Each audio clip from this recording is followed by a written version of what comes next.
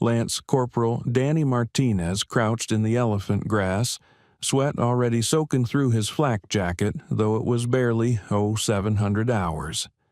The valley below stretched out like a green carpet of death, beautiful and terrible in the morning mist. His M16 felt slick in his hands as he watched the CH-46 Sea Knights thunder overhead, disgorging Marines into landing zone center. This was day one of Operation Oklahoma Hills, and the brass had promised them a routine sweep through the Hiep Valley. Martinez had heard that before. The valley was supposedly empty. Intelligence reported light enemy presence, maybe a few scattered VC cadres. But Martinez had been in country for 7 months, long enough to know that light enemy presence was Pentagon speak for, "We have no idea what's waiting for you." The 7th Marines and the Army of the Republic of Vietnam's 1st Ranger Group were moving into terrain that the French had called the Valley of Death 20 years earlier. Some lessons, Martinez thought, never get learned. As his squad moved down the ridge toward the hamlet complex below, he noticed something wrong. The villages were too quiet. No chickens, no children, no cooking fires. Just silence and the oppressive heat that made every step feel like wading through concrete. Above them, observation planes circled like patient vultures. What Martinez didn't know, what the mission briefing hadn't told him, was that the 141st NVA Regiment had been preparing for this moment for weeks. They knew the Americans would come. They always came, and in the labyrinth of tunnels beneath his feet, in the carefully prepared spider holes and camouflaged fighting positions, hundreds of North Vietnamese soldiers waited with the patience of men fighting for their homeland. This wouldn't be a routine sweep. This would be 30 days of hell that would prove, once again, that search and destroy operations couldn't win a war they weren't designed to fight. By 1969, search and destroy had become the default American strategy in Vietnam, refined through 4 years of implementation and blessed by mountains of tactical data. The concept remained elegantly simple. Use superior mobility and firepower to find the enemy, fix them in place, and destroy them through overwhelming force. Body counts would accumulate, enemy forces would be depleted, and eventually, the theory went, Hanoi would be forced to negotiate. General Crichton Abrams, who had replaced William Westmoreland as MACV commander in June 1968, inherited this doctrine along with the sprawling apparatus designed to execute it. While Abrams would eventually pivot toward a more population-centric approach, the spring of 1969 still saw large-scale operations designed to seek out and eliminate enemy main force units. Operation Oklahoma Hills embodied this philosophy perfectly. The strategy is sound. Colonel Robert Barrow, commanding the 7th Marines, told reporters before the operation began. "We have the mobility, the firepower, and the intelligence. We will find them, and we will destroy them." It was the same confidence that had animated American commanders since 1965, built on undeniable facts. American forces had never lost a major engagement. American technology was generations ahead of the enemy's. American logistics could sustain operations indefinitely. The planning for Oklahoma Hills reflected this confidence. Intelligence estimates suggested perhaps 1,000 enemy troops in the Hiep Valley, primarily from the 141st NVA Regiment and local Viet Cong forces. The American response: over 6,000 Marines from the 7th Marines Regiment, reinforced by ARVN Rangers, supported by continuous artillery fire from Firebase Ross and Firebase Ryder, with air support on call 24/7. The math seemed overwhelming. Major General Ormond Simpson, commanding the 1st Marine Division, described the operation in classic attrition warfare terms. "We will conduct aggressive patrolling throughout the operational area, seek out the enemy, and destroy him with maximum application of firepower. The body count mentality that had driven strategy since 1965 remained the primary metric of success. Kill enough enemy soldiers, and eventually you win. But there were quiet doubts. Captain James Webb, a Marine Rifle Company commander who would later become Secretary of the Navy, observed a troubling pattern. We'd sweep through an area, count the bodies, declare victory, and leave. 2 weeks later, the enemy would be back, same area, same strength. We were measuring our success by metrics that had nothing to do with winning the war. His concerns, like those of many field officers, rarely made it up the chain of command. The Pentagon's confidence rested on impressive statistics. Between 1965 and 1968, American and Allied forces had claimed nearly 500,000 enemy killed in action. The enemy couldn't sustain such losses indefinitely, or so the reasoning went. What the numbers didn't capture was that the North Vietnamese and Viet Cong were willing to accept casualties that would break any Western military. They weren't fighting for Hamburger Hill or the Ia Drang Valley or the Hiep Duc Valley.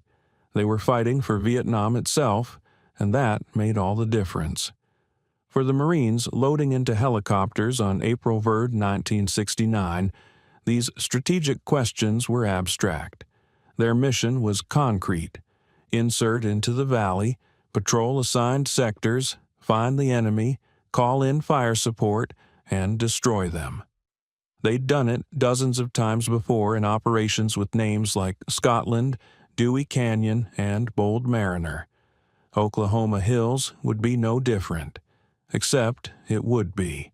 The search and destroy concept that governed Operation Oklahoma Hills had its genesis in the Kennedy administration's fascination with counterinsurgency, ironically transformed into something Kennedy's advisors never intended. When President Johnson dramatically escalated American involvement in 1965, he handed General William Westmoreland the mission of preventing South Vietnam's collapse. Westmoreland's response was to apply conventional warfare doctrine to an unconventional war. The solution in Vietnam is more bombs, more shells, more napalm, Westmoreland told his staff in 1965. He envisioned large American units conducting aggressive operations to seek out and destroy enemy main force units, creating a crossover point where enemy casualties exceeded their ability to replace losses. The concept drew from World War II and Korean War experience, where American firepower and mobility had been decisive. Vietnam would be different, but Westmoreland didn't see it yet.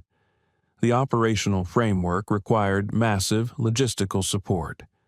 By 1969, the American military machine in Vietnam was staggeringly sophisticated.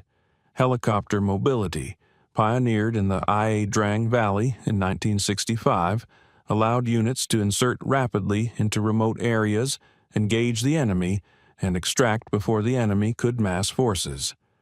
Artillery support from permanent fire bases could reach virtually any point in contested territory.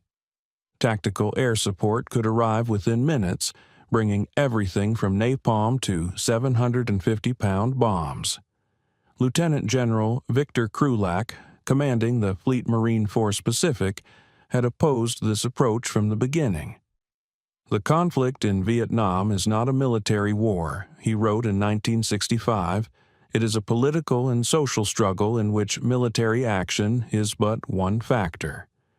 His proposed alternative, Marine combined action platoons that lived with Vietnamese villagers and provided security, was dismissed as too slow and insufficiently aggressive.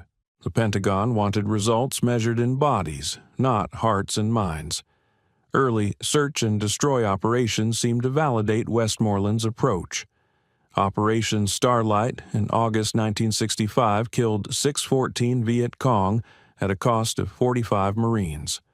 Operation Harvest Moon that December claimed 407 enemy dead. The Ia Valley Battle in November 1965 killed an estimated 1,800 NVA soldiers. American commanders briefed these statistics to Washington with growing confidence. The strategy was working. But cracks appeared early. The enemy refused to fight when conditions were unfavorable, instead melting into the jungle or across borders into Cambodia and Laos. When they did fight, they often chose the time and place, striking American units in carefully prepared ambushes before withdrawing. Most troubling was what happened after American forces left an area. The enemy simply returned. The Iron Triangle northwest of Saigon was cleared repeatedly between 1965 and 1967, yet remained an enemy stronghold. Operation Cedar Falls in January 1967, involving 30,000 American and South Vietnamese troops, swept through the Iron Triangle with massive firepower, displaced 6,000 villagers, and claimed 750 enemy killed. 3 months later, intelligence reported enemy strength in the area had returned to pre-operation levels. By 1969, the doctrine had evolved but not fundamentally changed. Operations became more sophisticated, better intelligence from sensors and aerial reconnaissance, more refined tactics for helicopter insertions, improved coordination between ground and air forces. Fire bases became semi-permanent installations rather than temporary artillery positions, creating a network of mutually supporting strong points that could dominate terrain through overlapping fields of fire. The Hiep Valley had been contested territory throughout the war. Located in Quang Nam Province southwest of Da Nang, it was a traditional infiltration route from the Ho Chi Minh Trail through Laos into South Vietnam's coastal provinces. The French had fought there in the 1950s and lost. The Marines had conducted operations there in 1967 and 1968, temporarily driving out enemy forces before redeploying to other crises. Each time Americans left, the 2nd NVA Division returned. Planning for Oklahoma Hills began in March 1969, part of a broader effort to disrupt enemy preparations for a spring offensive. Intelligence indicated the 121st NVA Regiment was using the valley as a staging area and supply hub. The American response would be overwhelming. The entire 7th Marines Regiment, 3 battalions totaling over 4,000 Marines, plus the 1st ARVN Ranger Group, plus extensive supporting arms. The operation would last as long as necessary to pacify the valley. What the planners didn't adequately consider was that the 141st NVA Regiment had been preparing the Hiep Valley for exactly this kind of operation for years. They had constructed elaborate tunnel systems, pre-positioned supplies, fortified villages, and created interlocking fields of fire that would channel American forces into kill zones.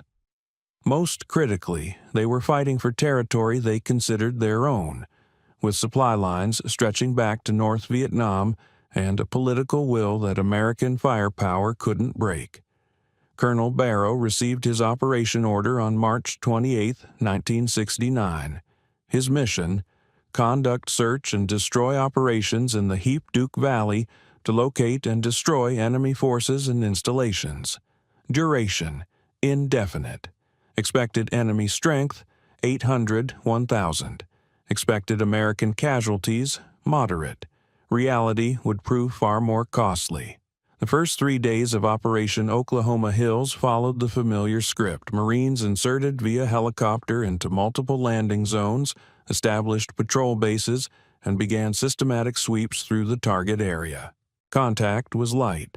Sporadic sniper fire, a few booby traps, empty bunkers. Intelligence had been right. The valley seemed lightly defended. Then came April 4, 1969. Echo Company, 2nd Battalion, 7th Marines, was conducting a routine patrol through a hamlet complex designated on maps as Objective Charlie. 1st Platoon took point, moving in a loose column through rice paddies with tree lines on both sides. It was 14:30 hours, the hottest part of the day, and the Marines were tired from 3 days of humping through the valley's oppressive terrain. Lance Corporal Martinez's squad was in the middle of the column when the world exploded. The NVA had been watching the Marines all morning, tracking their movement, waiting for the perfect moment. When 1st Platoon was fully committed to the open ground of the rice paddies, with 2nd Platoon strung out behind them, the 181st Regiment sprung its trap. Machine guns opened up from 3 directions simultaneously, their interlocking fire creating a kill zone that caught the Marines in the open. RPGs streaked from hidden positions. Mortars began dropping with terrifying accuracy. The NVA had pre-registered every coordinate in the paddies. "Contact! Contact! We're taking fire from everywhere!" The radio crackled with panic. 1st Platoon's commander, Lieutenant Michael O'Brien, was hit in the first seconds, killed instantly by a burst of AK-47 fire. His radio man died next to him. The platoon sergeant took command, trying to organize a defense while Marines dropped into the shallow water of the paddies, seeking any cover that didn't exist. Echo Company's commander, Captain James Morgan, immediately called for artillery support from Firebase Ross, 7 kilometers away. Within minutes, 105mm howitzer rounds began impacting on the tree lines, but the NVA positions were too close to the Marines for effective fire support. He called for air support, but the weather was deteriorating, a tropical storm rolling in from the coast. The Marines were on their own. The battle raged for 3 hours. NVA soldiers maneuvered through tunnels and trenches, appearing to fire and then vanishing before Marines could return effective fire. Every attempt to advance was met with withering fire. Every attempt to withdraw exposed Marines to enfilading machine gun fire. The NVA had designed this killing field perfectly. Sergeant Mike Bradshaw, leading 2nd Platoon's assault element, later described the helplessness. "We could see where they were firing from, but we couldn't get to them. Every time we moved, they'd pop up from a different position. It was like fighting ghosts. We called in everything, artillery, mortars, airstrikes when the weather cleared, but they just kept coming." When Echo Company finally fought its way out of the trap after dark, they'd lost 13 killed and 27 wounded, nearly 40% casualties. NVA losses were unknown. They'd policed their dead during the battle, dragging bodies into the tunnels. The after-action report listed enemy casualties as estimated 30-40 killed, but it was pure guesswork.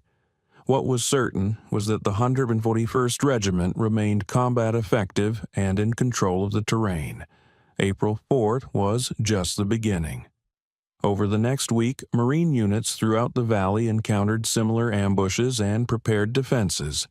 Foxtrot Company, 2nd Battalion, walked into a bunker complex on April 7th and fought for 2 days to extract themselves, losing 11 killed.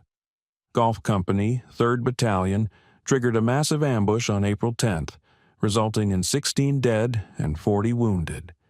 Each engagement followed the same pattern.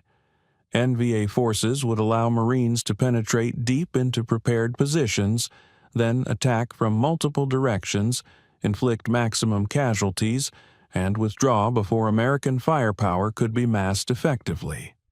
Colonel Barrow ordered more aggressive operations. If the enemy wanted to fight, the Marines would oblige them, with overwhelming force. He reinforced Firebase Ross and established a new firebase, Firebase Ryder, to provide better artillery coverage. B-52 strikes hammered suspected NVA positions. Daily sorties of F-4 Phantoms dropped tons of bombs and napalm on the valley's tree lines and village complexes. The bombardment was staggering in its intensity. Between April 10th and April 20th, American forces fired over 100,000 artillery rounds into the Hiep Valley. B-52 strikes created moonscapes where villages had stood. Yet, when Marine patrols moved through these devastated areas, they still encountered prepared enemy positions, still took casualties from ambushes, still found themselves in firefights they couldn't decisively win. Major Nguyen Van Thieu, commanding a battalion of the 141st NVA Regiment, explained the strategy years later. "We knew the Americans had superior firepower. We couldn't match them bomb for bomb or shell for shell, so we didn't try. We let them waste their ammunition on empty positions while we stayed underground. When they came close, we fought them at ranges where their artillery and aircraft couldn't help them. Then we withdrew before they could bring their full power against us." This wasn't about winning battles. It was about making them pay for every meter of ground until they decided the price was too high. The most brutal engagement came on April 15, when Hotel Company, 2nd Battalion, reinforced by a platoon from Echo Company, assaulted Hill 364, a heavily fortified NVA position that dominated the southern approaches to the valley. The attack began at 0800 with a massive artillery preparation, 30 minutes of continuous shelling that stripped the hilltop of vegetation. Airstrikes followed, napalm turning the hilltop into an inferno.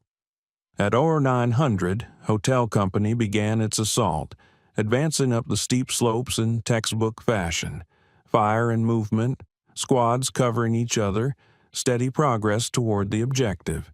The NVA let them come, waiting in bunkers that had survived the bombardment, holding fire until the Marines were within grenade range. Lance Corporal David Johnson was in the lead squad.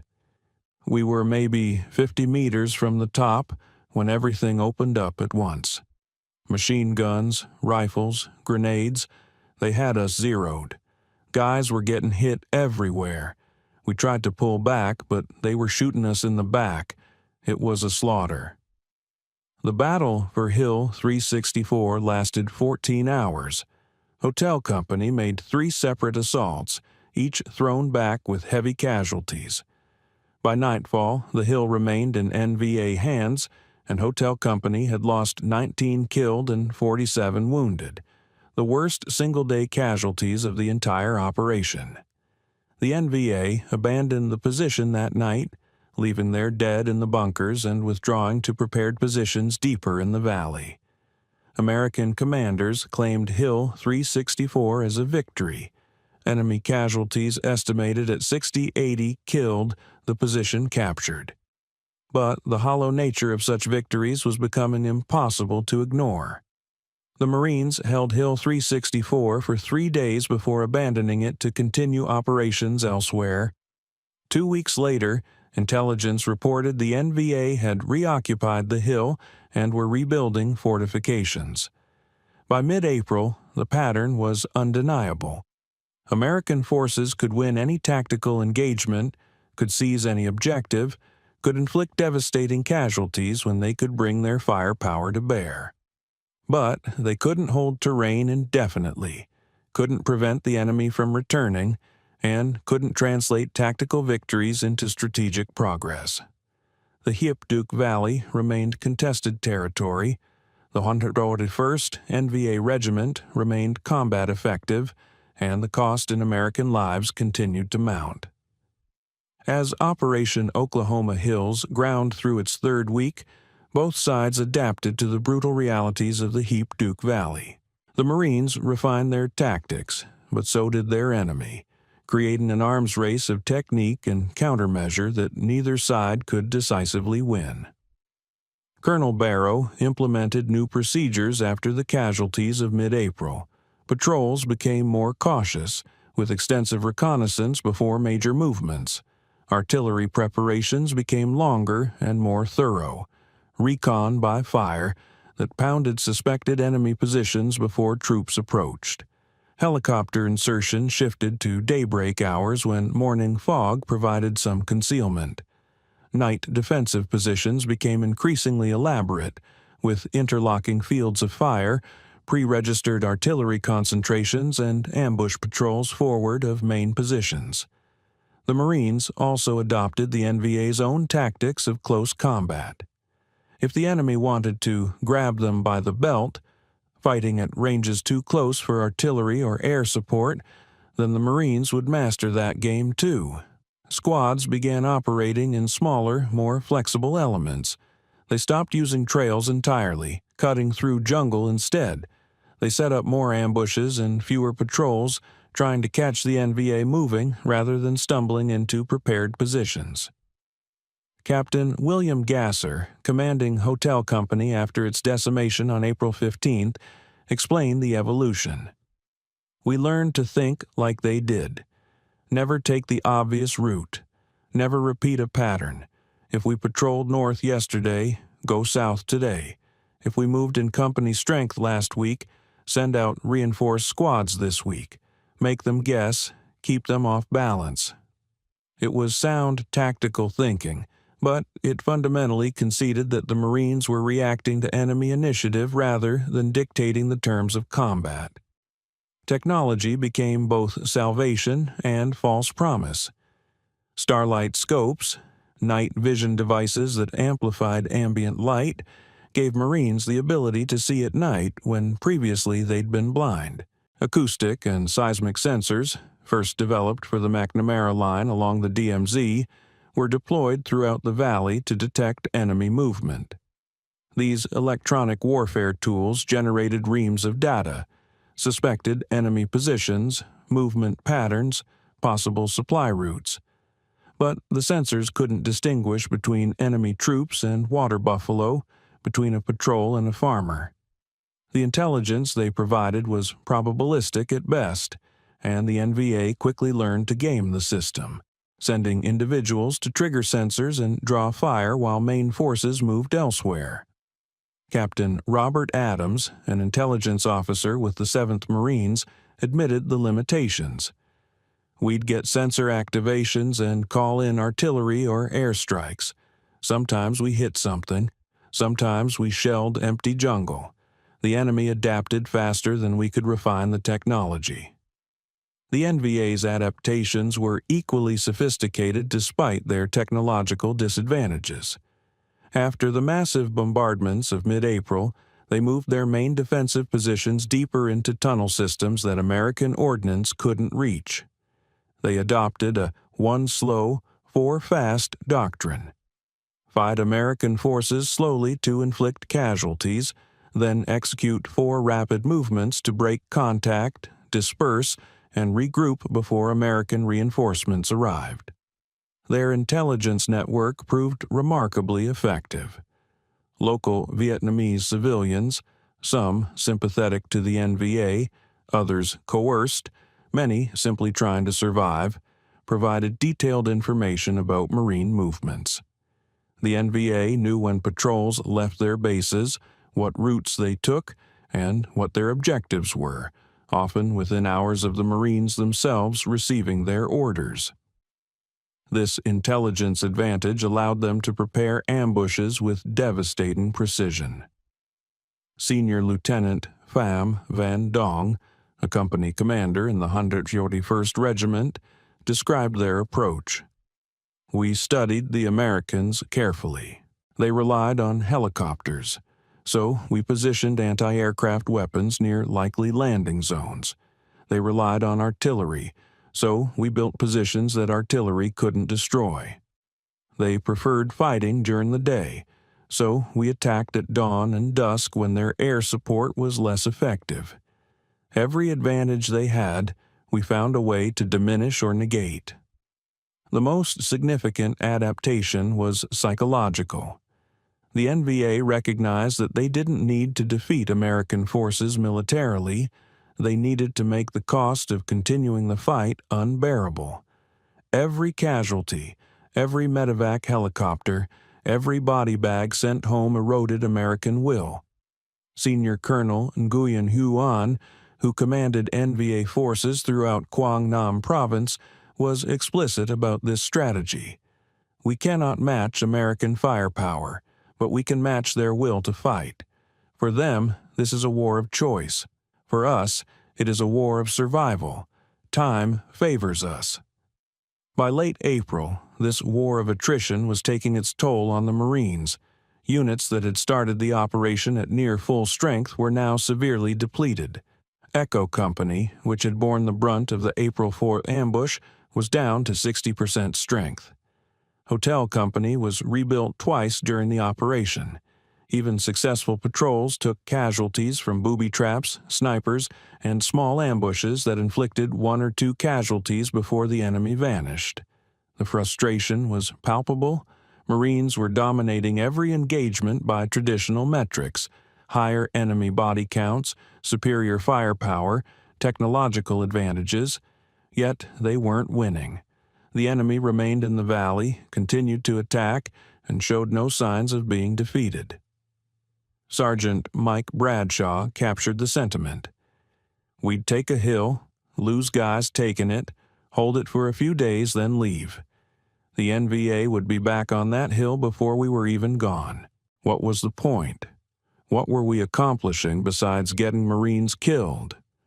Morale began to deteriorate, not because Marines weren't brave or competent, but because the mission itself seemed pointless. They were searching. They were destroying, but they weren't winning. The body count metrics that flowed up the chain of command, estimated 450 enemy KIA by late April, meant nothing to the men doing the fighting. They knew those estimates were inflated, knew the enemy was still there, knew that the valley would need to be pacified again in a few months. The ARVN Rangers, operating alongside the Marines, experienced similar frustrations but with an added layer of complexity. They were fighting in their own country, yet their presence was often as temporary as the Americans. Villages secured by ARVN forces during the day returned to Viet Cong control at night. The people they were supposed to protect often viewed them as just another armed force exploiting the valley for its own purposes. On April 28th, a patrol from the 1st ARVN Ranger Group encountered a village that exemplified the war's complexity. The village headman assured them that no VC were present, that his people were loyal to Saigon. That night, the Rangers set up an ambush and killed 3 men carrying weapons and supplies toward NVA positions. One was the headman's son. The incident, repeated thousands of times throughout Vietnam, illustrated the impossible position of Vietnamese civilians caught between competing forces and the futility of trying to win hearts and minds through military operations. By the end of April, Operation Oklahoma Hills had evolved into a war of attrition with no clear path to victory. Both sides were exhausted, both had taken heavy casualties, and neither could force a decisive conclusion. The Marines had demonstrated they could deploy massive force anywhere in the valley. The NVA had demonstrated they could absorb that force, adapt to it, and remain an effective fighting force. The fundamental problem, that search and destroy operations couldn't permanently secure territory or defeat an enemy willing to trade casualties for time, remained unsolved. The final week of Operation Oklahoma Hills, from April 23rd to April 30th, represented search and destroy operations at their most technically proficient and their most strategically bankrupt. The 7th Marines executed textbook clearing operations. The coordination between ground and air forces was superb, and the tactical results were impressive by every conventional measure. Yet the operation's conclusion would prove that none of it mattered. Colonel Barrow, recognizing that the NVA was avoiding major engagements in favor of smaller, dispersed ambushes, shifted to a more aggressive approach. He ordered simultaneous sweeps by all 3 battalions, attempting to trap enemy forces between converging Marine units while blocking withdrawal routes with artillery and airstrikes. The concept, called a hammer and anvil operation, had worked in previous wars against conventional armies that held terrain. Between April 23rd and April 27th, the Marines executed the most intensive operations of Oklahoma Hills. 1st Battalion swept north from Firebase Ross, while 3rd Battalion pushed south from newly established positions near An Hoa. 2nd Battalion, the Hammer, would drive west, pushing the 141st Regiment into the anvil of blocking forces. Artillery fired interdiction missions along suspected withdrawal routes. B-52 strikes pounded areas beyond the immediate battlefield to prevent reinforcement or escape. The tactical execution was nearly flawless. Marine units moved in coordinated fashion, maintained communication despite difficult terrain, and responded rapidly to contact. When 2nd Battalion encountered heavy resistance on April 25th, reinforcements arrived within 30 minutes by helicopter. Artillery support was continuous and accurate. Aerial observers tracked enemy movements and directed strikes with precision. The results looked impressive in the after-action reports: 63 enemy KIA confirmed by body count, 12 captured, 37 individual weapons recovered, 8 crew-served weapons destroyed, numerous bunkers and tunnel systems demolished. American casualties were 9 killed and 31 wounded, a favorable ratio by any measure. Intelligence estimated total enemy casualties, including those removed from the battlefield, at 100 to 120, suggesting the 141st Regiment had been dealt a serious blow. Major General Simpson, visiting Firebase Ross on April 26, congratulated the Marines. "You've done outstanding work here. The enemy has been hurt badly. This valley is significantly more secure than it was a month ago." His words reflected genuine belief in the operation's success, based on metrics that had guided American strategy throughout the war. But Vietnamese voices told a different story. Captain Nguyen Van Thieu, whose battalion had fought throughout the operation, assessed the situation pragmatically. "We lost men, yes, perhaps 70 killed, many more wounded, but the regiment remains intact and combat effective. The Americans will leave. They always do, and we will rebuild.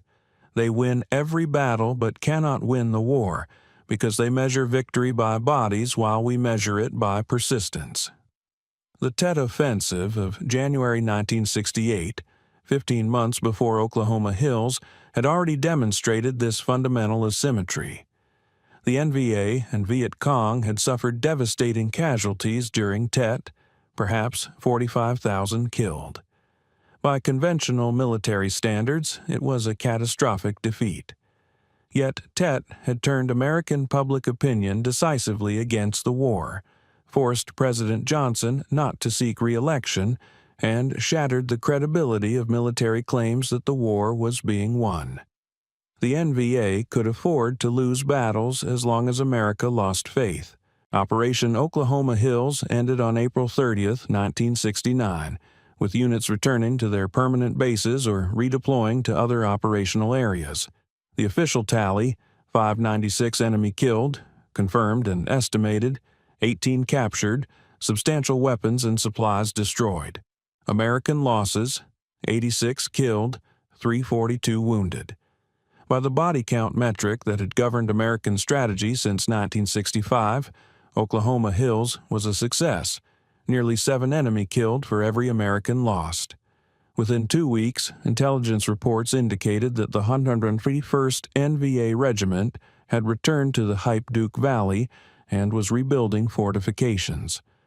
The supply routes the Marines had interdicted were operational again. The villages that had been secured were once again contested territory. The entire cycle would repeat with Operation Durham Peak in July, which would produce similarly impressive tactical results and similarly ephemeral strategic gains. The fundamental problem was evident to anyone willing to see it. Search and destroy operations could hurt the enemy, but couldn't defeat them. Colonel Barrow knew it. In a classified report after Oklahoma Hills, he wrote, "We can find the enemy and destroy him whenever he chooses to fight. But we cannot hold this terrain permanently, and the enemy knows this. Unless we are prepared to station forces here indefinitely, the valley will remain contested." His recommendation, establish permanent bases and conduct continuous operations, was rejected as too manpower-intensive. The Marines had other priorities, other operational areas requiring attention. Private First Class Thomas Jennings, who survived the entire operation with Echo Company, captured the absurdity. "We fought like hell for that valley. Guys died there. Then we left and gave it back. I kept thinking, what was the point? My friends didn't die to hold that ground. We abandoned it. They died for some general's body count statistic and a check mark on an operational map. That's no way to fight a war." The lessons of Oklahoma Hills were painfully clear to those who cared to learn them. Search and destroy couldn't win a revolutionary war because it addressed symptoms rather than causes. Killing enemy soldiers didn't undermine their political infrastructure, didn't win popular support, didn't address the grievances that fueled the insurgency.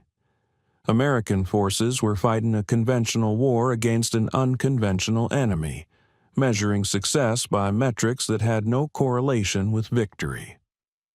General Abrams was beginning to understand this.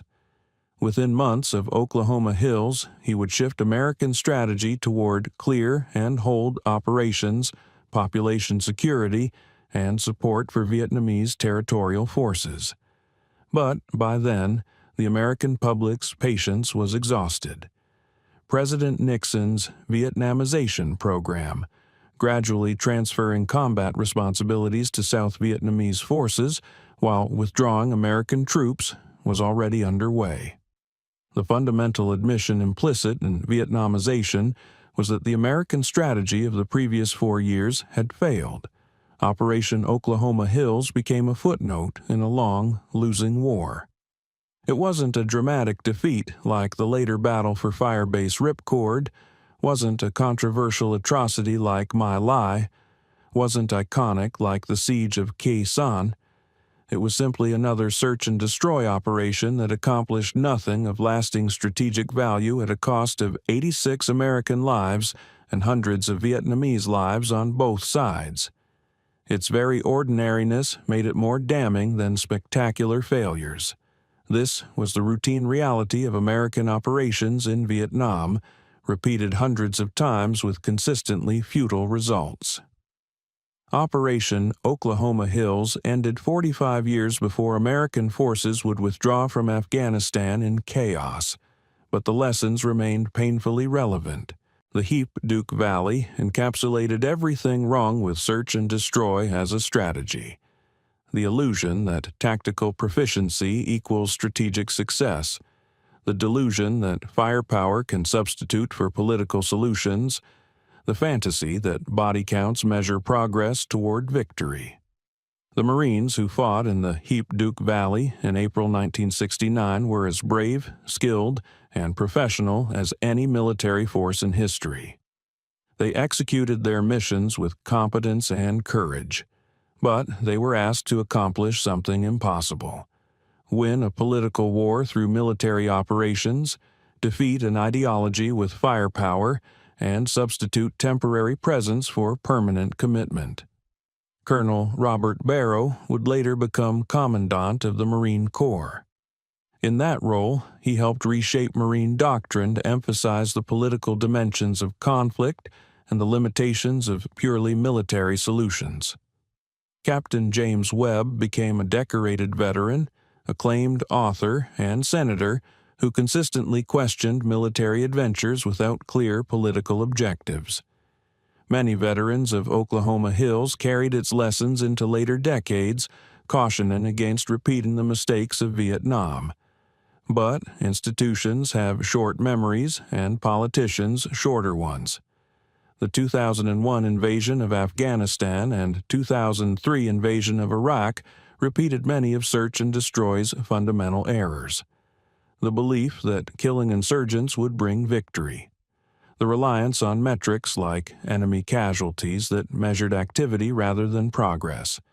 The assumption that technological superiority could overcome political will. Different decades, different terrain, different enemies, but the same flawed strategic logic. Nguyen Van Thieu, the NVA officer who fought against the Marines in the Hiep Valley, reflected decades later. The Americans never understood that we were willing to fight for generations. They measured the war in years, in body counts, in political cycles. We measured it in the survival of our nation. No amount of military pressure could change that calculation. Lance Corporal Danny Martinez survived Operation Oklahoma Hills and returned to California in August 1969. He never talked much about the Hiep Valley, though it visited him in dreams for decades.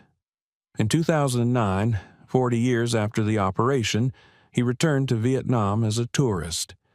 He drove through Quang Nam Province, saw the verdant valleys and thriving villages, and realized that the war he'd fought had been about whether Vietnam would be unified under communist rule in 1975 or 1969 or 1965, but never about whether it would happen. "We were brave," he said. "We were good soldiers. We did our jobs, but our jobs couldn't accomplish what the strategy required. You can't search and destroy your way to political legitimacy. You can't bomb your way to hearts and minds. Vietnam taught us that lesson. We just haven't learned it yet." The Hiep Valley is quiet now. The bunkers collapsed and overgrown, the fighting positions reclaimed by jungle. Vietnamese farmers work the rice paddies where Echo Company fought for its life on April 4, 1969. The blood has long since washed away, but the lessons remain, written in the names on the Vietnam Veterans Memorial and in the strategic failures that followed. Operation Oklahoma Hills proved that search and destroy was a strategy designed for a different war, a conventional conflict where territory mattered, where enemy forces would defend positions, where superior firepower and mobility guaranteed victory. In Vietnam, none of those assumptions held. The enemy could lose every battle and still win the war, because they understood what American planners never fully grasped. Wars are won not by destroying the enemy's army, but by breaking their will to fight. The Americans never lost that will. They simply decided the cost exceeded any rational objective. The Vietnamese never had that luxury. For them, losing meant losing their country. That asymmetry, American choice versus Vietnamese necessity, doomed search and destroy from the beginning. No amount of tactical brilliance, technological superiority, or brave sacrifice could overcome that fundamental imbalance.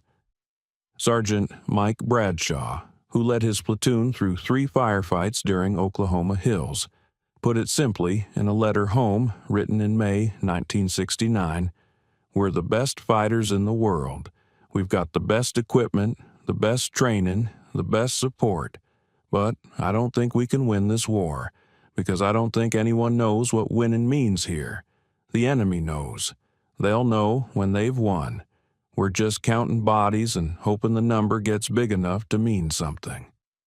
4 years later, American forces withdrew from Vietnam. 2 years after that, Saigon fell. The Hiep Valley, like all of South Vietnam, became part of a unified country under Hanoi's rule.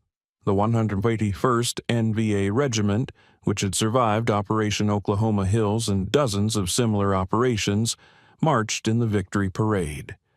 The Marines of the 7th Regiment went home to a country that wanted to forget them and a war whose lessons would take generations to understand. Operation Oklahoma Hills was not Vietnam's biggest battle, not its bloodiest, not its most controversial. It was simply typical, a competently executed operation that accomplished nothing of lasting value, a tactical success that contributed to strategic failure, a month of violence that changed nothing except the lives it destroyed. That ordinariness makes it more important than dramatic disasters, because it represented the routine reality of American operations throughout the war. The brutal, hidden battle in the Hiep Valley wasn't hidden because it was classified or covered up. It was hidden because it was unremarkable. Just one more operation in a war full of operations that looked successful in after-action reports, but led nowhere. The true brutality wasn't the violence itself. Wars are violent, but the futility. Brave men fought and died for objectives that didn't matter, executed strategies that couldn't succeed, and served policies that had no path to victory. That is Operation Oklahoma Hill's legacy, a perfect microcosm of search and destroy's fundamental failure, fought by men who deserved better than the strategy their leaders gave them. The valley that Lance Corporal Martinez surveyed on April 1, 1969, promising himself he'd survive this routine sweep, became a graveyard of illusions. The illusion that firepower equals victory, that body counts equal progress, that tactical success equals strategic achievement. The Marines who fought there knew better. They learned in blood and fear what Washington refused to accept. You cannot search and destroy your way to victory in a war where the enemy gets to vote on when, where, and whether to fight. That lesson cost 86 American lives in April 1969 alone, and would cost tens of thousands more before America finally accepted what the Hiep Valley had tried to teach. The morning mist still rises over those valleys in Quang province, beautiful and indifferent to the ghosts that remain. Somewhere beneath the rice paddies lie unexploded ordnance from the 100,000 artillery rounds fired during those 30 days, and in the jungle, fragments of equipment from both sides rust slowly into the earth. The physical traces fade with each passing year, but the strategic lessons of Operation Oklahoma Hills remain urgent. When nations commit military forces to conflicts without clear political objectives, when they measure success by activity rather than achievement, when they confuse tactical victory with strategic progress, they repeat the mistakes of the Hiep Valley. Different names, different places, but the same fatal logic. Martinez returned to that valley in 2009 as an old man, standing where his squad had crouched in the elephant grass 40 years earlier. A Vietnamese farmer, perhaps the same age, worked the nearby rice paddies. They couldn't speak each other's language, but Martinez wondered. Had this man been there that April? Had he been one of the NVA soldiers waiting in the tunnels, or a villager caught between the two armies, or just a child whose childhood was destroyed by forces beyond his comprehension? It didn't matter now. The war was long over. Vietnam had won, America had left, and the dead remained dead. The only question was whether the living had learned anything from what happened in places like the Hiep Valley, or whether future generations would be asked to fight equally futile battles in equally unwinnable wars. Operation Oklahoma Hills suggests the answer, written in 86 American names and hundreds of Vietnamese names carved into memorials and memories. The lessons are there for those willing to learn them. Whether anyone will is another question entirely. The valley keeps its secrets and its ghosts, and the brutal hidden battle remains hidden not because it was forgotten, but because acknowledging what it meant would require accepting that the entire strategy was doomed from the start. That might be the most brutal lesson of all.